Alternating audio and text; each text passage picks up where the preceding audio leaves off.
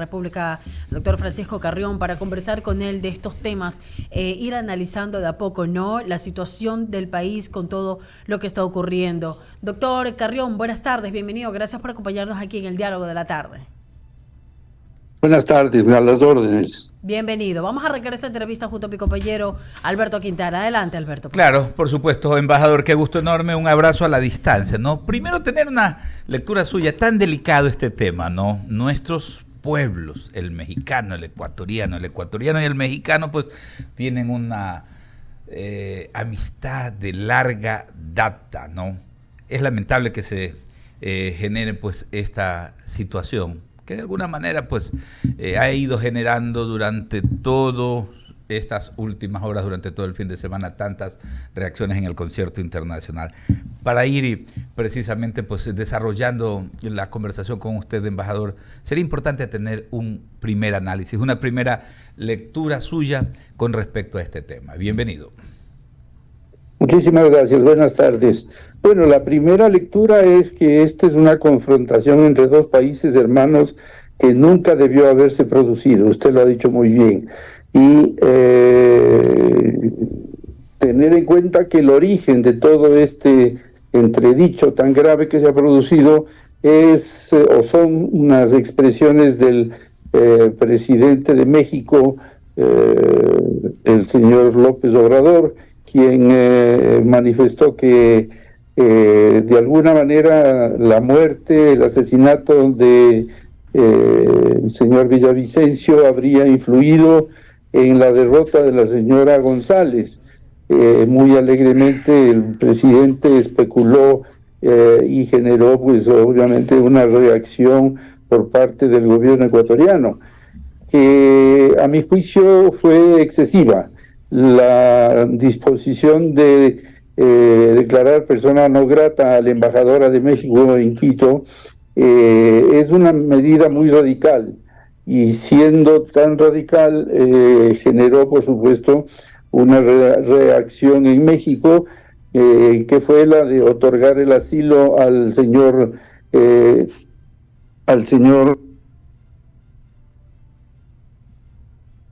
A ver, estamos conversando con el embajador Francisco Carrión Mena, ex canciller de la República, sobre este tópico, ¿no?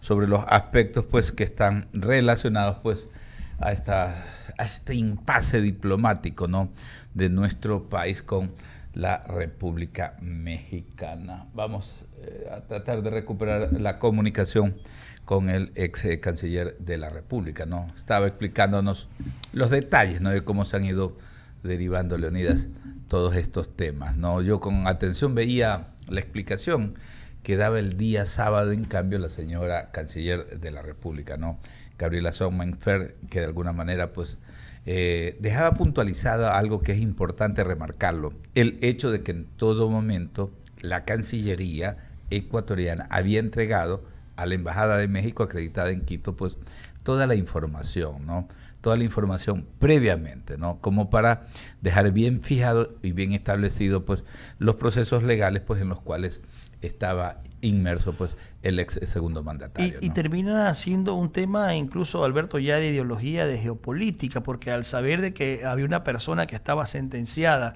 con tenía que cumplir una condena y en ciernes otros procesos judiciales, más allá que ha sido un poco el argumento de los involucrados todos los años de una persecución política, pero al final había decisión judicial, es decir, decisión de un juez de la República, una autoridad que obviamente disponía la detención del ex vicepresidente Jorge Glass, y ello fue un poco también las circunstancias que conllevan a este lamentable hecho. Obviamente no es para nada bueno tener este tipo de momentos políticos que se ven en el Ecuador, porque hay una condena internacional, hay que reconocerlo.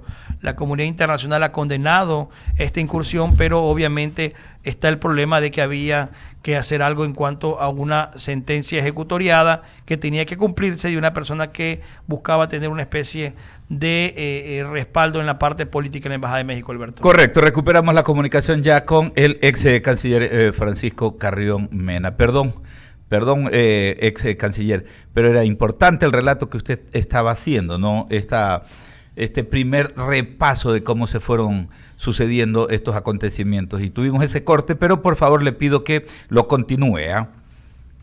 Bueno, sin perjuicio de que no haya cámara, creo, lo que yo estaba diciendo era que quien inició este enfrentamiento fue el presidente López Obrador, quien de buenas a primeras, no sé de dónde salió, resolvió que había que incluir dentro de su mañanera habitual el tema del asesinato del candidato presidencial Fernando Villavicencio, y eso generó una reacción, a mi juicio, desproporcionada por parte del gobierno ecuatoriano de expulsar a la embajadora de México de Quito de vuelta a su país.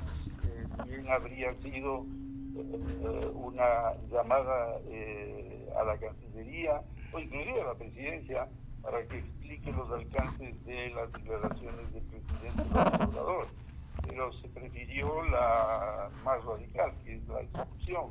Frente a eso, el gobierno mexicano concedió el asilo al señor Glass y viene todo lo que conocemos, es la incursión de fuerzas del orden, policiales y militares en la Embajada de México, un hecho inaudito, inaceptable por la ley internacional contenida en la Convención de Viena en su artículo 22 sobre relaciones diplomáticas, y donde se señala inclusive que no hay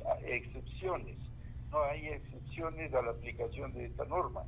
Entonces, claro está, la respuesta de México fue romper relaciones, hecho inédito en las relaciones entre los dos países que se han caracterizado, insisto, en tener una excelente relación histórica, cultural, de todo tipo, ¿no? Y entrar en una situación de, al momento de espera para saber cuáles son los movimientos que hará México, que estoy seguro que buscará el respaldo de países, y eso no se le hará difícil en la medida en que es una violación flagrante de las leyes internacionales por parte del Ecuador, en lo que yo considero una torpeza. La verdad es que es una torpeza, porque no se puede justificar una incursión ilegal en una misión diplomática. Claro, no se puede justificar aquello, pero también hay una parte, ¿no?, que lo explicaba la señora canciller el sábado en el encuentro con los medios de comunicación, cuando hacía el pronunciamiento, que era que de alguna forma la Cancillería se había encargado de entregar toda la información de los procesos que se habían llevado y que llevan adelante las autoridades judicialmente acá en nuestro país contra el ex segundo mandatario. Entonces, de alguna manera, como que son fallas y fallas, porque si también reciben ellos ese tipo de información, tenían que tenerlo en consideración a efectos de tomar una decisión, ¿no? Así es. Usted sabe que ese tipo de información ya la tenían desde hace varias semanas atrás, ¿ya? Y podían seguir tomándose semanas y semanas, hasta meses, ¿ya? Porque nada le obligaba a México a concederle asilo, a pesar de que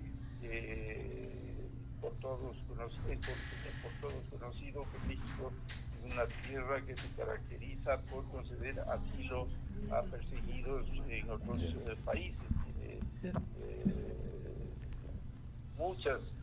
Muchos casos de historias de asilo diplomático en ese país.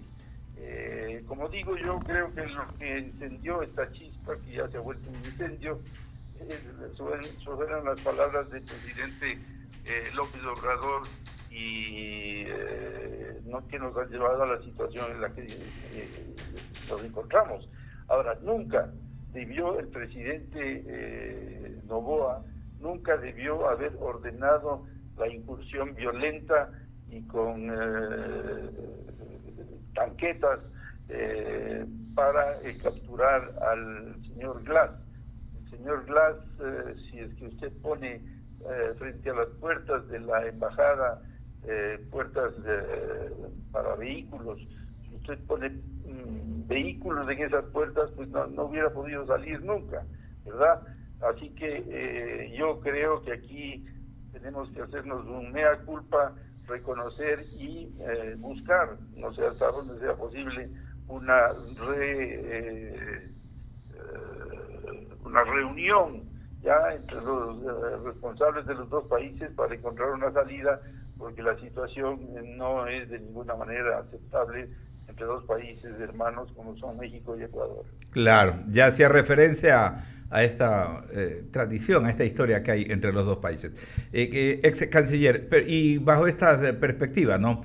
Hay dos reuniones, ¿no?, que ha convocado la Organización de los Estados Americanos. La una a instancias de la diplomacia ecuatoriana y la otra más bien solicitada por Colombia y Bolivia, ¿no? La de mañana, martes, ¿bajo qué características podría darse? Con su experiencia en lo que tiene que ver con el manejo de la política internacional, ex canciller, ¿bajo qué marco? Ese sería el escenario como para arrancar con estos diálogos, puesto que es precisamente, ¿no?, la Cancillería ecuatoriana, el gobierno ecuatoriano, la que ha pedido pues este encuentro. ¿Ese será el marco, el de buscar una posición conciliadora?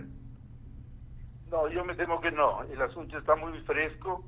Para los mexicanos esta ha sido una suerte de, casi diría, de humillación lo que ha sucedido y una violación a las leyes internacionales en su propio territorio. De tal manera que la reunión de la OEA será esa de escuchar, si bien es pedida por el Ecuador. Yo no veo el Ecuador como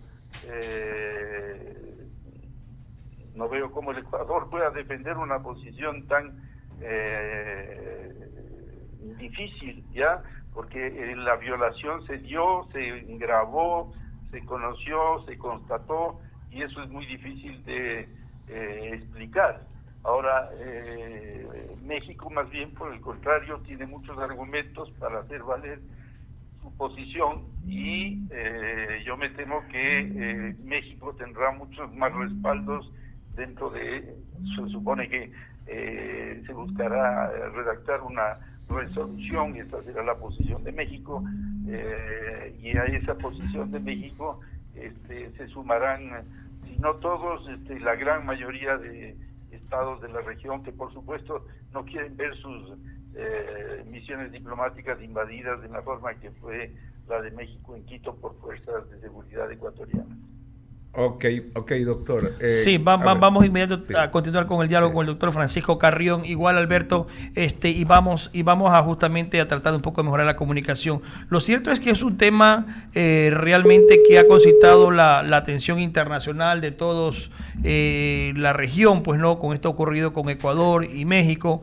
Y pues lo que ya conocemos es la salida total de todo el personal de la Embajada Mexicana. Hoy, por ejemplo, iban los ciudadanos pues, a hacer sus trámites, estudiantes que tenían que viajar, gente que tenía que viajar también allá a hacer sus trámites para poder llegar hasta México. Pues bueno, se encontraban con una cancillería que está, con una sede diplomática, una embajada mexicana totalmente cerrada. Pues es conocido que el fin de semana pues se fueron en vuelos comerciales toda la delegación diplomática de México, y con ello pues las instalaciones pues quedaron realmente vacías, ¿no? Ya no hay personal de la Embajada de México en Ecuador. Sabemos que las relaciones, o por lo menos algunos trámites, se ha indicado de parte de Cancillería que se pueden hacer a través de Perú, me parece que en Colombia y Chile tienen también las embajadas de México, en donde podrían, quienes quieran poder continuar con estos trámites. Continuando con este diálogo con el doctor Francisco Carrión, ex canciller de la República. Doctor Carrión, le saluda Leonidas Castro. Continuamos con esta entrevista, doctor, y quería consultarle un poco ese rechazo que ha habido por parte de la comunidad internacional. Yo quiero consultarle un poco por lo que fue el pronunciamiento de la Unión Europea. Este tema del Tratado de Viena pues es un tema internacional, mundial, no solamente de la región. Le pregunto cuánto puede pesar esa condena internacional, qué consecuencias podrían tener para el gobierno ecuatoriano el hecho que la comunidad internacional ha condenado pues la actuación de ingresar a un territorio que obviamente se supone que cada embajada es el territorio, es un pedazo de territorio que tiene un país dentro de otro. ¿Qué consecuencias podrían haber, doctor Carrión, en este sentido, por ejemplo, la parte de la Unión Europea que ha calificado de desacertado todas estas decisiones del gobierno? ¿Me escucha, doctor Carrión? No lo escuchamos. No escucho nada. Ahí me escucha, doctor Carrión. No sé si me escuchó, me alcanzó a escuchar la pregunta. No escucho nada. No me escucha. Bueno, tenemos problemas con la comunicación definitivamente. Lastimosamente no hay cómo continuar con el diálogo, Alberto, pero ha sido claro el embajador Carrión, ¿no? Nos ha dado ya luces también con este diálogo de la posición de lo que puede ocurrir, ¿no? Claro que sí. Ahora, es propicio, ¿no?, dar cuenta. Ha habido algunos pronunciamientos. Yo pienso que con el pasar de las horas, y es notorio, ¿no? Es notorio que muchos gobiernos, muchas administraciones gubernamentales, o sea, ¿a qué apuntan? A criticar la incursión, porque obviamente pues hay que respetar el tema de la inviolabilidad de las legaciones diplomáticas, las sedes consulares, de todas las representaciones diplomáticas. Eso no está en discusión, ¿no? Pero obviamente yo creo que con el pasar de las horas se va a dar también otro tipo de análisis, y el análisis es hasta qué punto, porque está también contemplado en la Convención de Viena principalmente, ¿no? Hasta qué punto justamente pues las representaciones diplomáticas pueden albergar a personas que están consideradas que tienen causas civiles, ¿no? Veamos si podemos retomar la comunicación con el doctor Carrión. ¿Nos escucha, doctor? Buenas, ¿cómo está? Continuamos con el diálogo. ¿Nos escucha allí? Sí, aló. Sí, doctor Carrión, le consultaba, sí, ¿qué consecuencias podría tener, por ejemplo, para el país esa resolución de la Unión Europea de cuestionar obviamente la decisión del gobierno ecuatoriano? Le pregunto porque hemos recibido más críticas que apoyo a lo que ha hecho el gobierno del presidente Daniel Noboa. Desde el exterior, obviamente que habrá más críticas que apoyos, porque ningún país querrá verse en una situación semejante como la que Ecuador le ha puesto a México. Ningún país querrá que su embajada en cualquier parte del mundo sea invadida y por la fuerza, en este caso, retenida una persona que está dentro, protegida por el país del cual ese territorio es soberano. Eso es muy claro. Y en cuanto a doctor Carrión, están empezando a haber consecuencias, porque usted ya conoce que México ha cerrado la embajada y el consulado acá, y todos los trámites que se refieren a visas, a revalidaciones, en fin, todos los trámites consulares ya no se pueden hacer ni en Quito ni en México, ni en Guayaquil, porque en Guayaquil entiendo que hay un consulado ad honorem, pero no se puede hacer ninguna gestión porque no hay ya funcionarios que puedan atender los requerimientos de la ciudadanía. Doctor Carrión, y esta serie de trámites, bueno, se ha recomendado que se los hagan en Colombia, en Perú. O sea, más allá de lo que significa esto, es el tema de cuánto podría repercutir también el tema comercial. Tenemos relaciones comerciales, exportaciones hacia México y viceversa. La pregunta es, al sacar México a toda su delegación diplomática, es decir, no hay ninguna manera de tener ese nexo, ese trato diplomático con nadie. ¿Cómo se retomaría esa relación? ¿Cómo debería darse? No, tendría que retomarse directamente entre los particulares, ¿no? Los empresarios de uno y de otro lado, pero con las dificultades propias de que no hay embajada ni hay consulado para, por ejemplo, legalización de documentos, en fin, una serie de cosas que dependen del consulado principalmente. Las oficinas comerciales están cerradas en ambos lados. Es decir, esto es en serio un rompimiento de las relaciones entre dos países. Eso es lo grave y lo que creo que el presidente Noboa no tuvo presente cuando tomó la decisión. Y eso es algo que al Ecuador le va a traer muchos problemas. Doctor Carrión, una inquietud adicional y ya para culminar con el diálogo, pero este tema de la orden de detención que pensaba contra el ex vicepresidente Jorge Glass, el no haber considerado México la información que Ecuador le había entregado, era un ex vicepresidente que tenía también una sentencia en firme, cumpliéndola, involucrado en otro caso más, asimismo de corrupción, ¿no eran elementos suficientes para que de pronto no se hubiera dado esta acción un poco acelerada del gobierno mexicano? Es decir, le voy a enviar, le voy a dar el salvoconducto, le voy a dar el asilo y de paso le voy a mandar un avión a retirar a mi canciller, y todo el mundo lo que se alertó es que intentaba también por ahí mismo salir el ex vicepresidente Glass y hubiera quedado impune, hubiera sido vulnerado también la soberanía del Ecuador al hacer este tipo de acciones que podrían haberse dado, como ya ocurrió, por ejemplo, con la ex ministra María Los Ángeles Duarte, que salió de una declaración diplomática de Argentina y nadie pudo detenerla. Sí, bueno, yo coincido con la interpretación que usted hace, pero México no lo hace, no dice lo mismo, y entonces resuelve darle el asilo. No sé si ha llegado a pedir el salvoconducto, pero ese salvoconducto no se iba a dar nunca, ya lo había advertido el presidente de la República, lo mismo que su canciller, y entonces ahí es la interpretación que se le quiera dar a la documentación que usted dice que ya tenían ellos, ya, pero ellos, los mexicanos, consideran que es una persecución política y por eso le da el asilo. A mí me parece eso equivocado porque, como usted bien lo ha mencionado, hay suficientes elementos para que se mantenga la condición de delincuente común, y además tenía pendientes 2 cargos adicionales aparte de los que ya habían sido que habían terminado, vamos a decir. Muy bien, gracias doctor Francisco Carrión, ex canciller de la República, por haber estado con nosotros y atendido a I-99 en el diálogo de la tarde. Que tenga usted un buen resto de tarde, doctor Carrión. Encantado, buenas tardes. Muchas gracias. Ahí estaba el ex canciller de la República, ¿no? Haciendo una lectura clara, ¿no? Con respecto a este tema. Yo decía, ¿no? Cuando comentábamos que de pronto van pasando las horas, ya con las cosas ya en frío, ¿no?